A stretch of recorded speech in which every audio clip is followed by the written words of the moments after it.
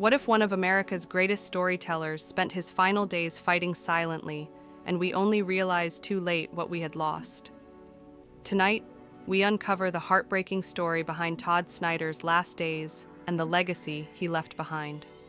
Todd Snider, the folk singer who built a cult following on wit, raw honesty, and a million half-true road stories, is gone.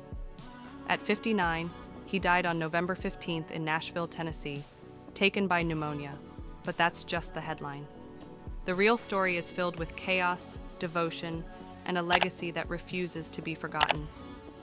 Just weeks before his death, Snider was doing what he had always done, touring, singing, cracking jokes on stage like he had the whole world figured out.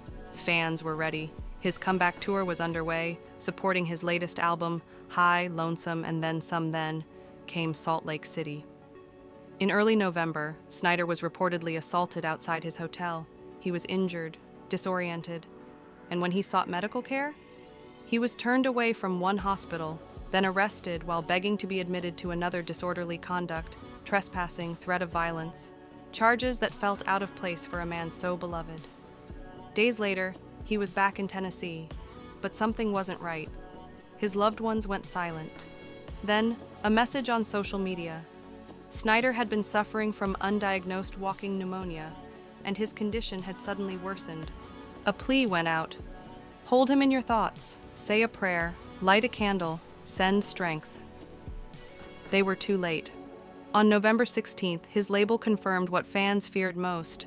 Our folk hero, our storyteller, our vice president of the Abrupt Change Department has departed this world. No song could have prepared us for it. But in Texas that night, Cody Canada tried. Mid-set at the Troubadour Festival, he paused, eyes glistening. I lost my hero yesterday. His voice shook. Before you sleep tonight, listen to one Todd Snider song, then listen to two. Because if you never knew him, you missed out on 35 years. He played I Can't Complain, Snider's absurdly hopeful anthem about surviving life's storms with a smile. It was a eulogy in melody, heartbreaking and perfect, because that was Todd. He could make you laugh, cry, and think, all in the same verse. He stood on stages across America, barefoot, strumming, telling stories. Long-winded, brilliant stories about underdogs, drifters, and lost souls who somehow kept going.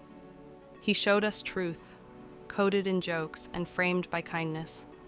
He learned from the legends, Prine, Christofferson, Guy Clark, but he never pretended to be one of them.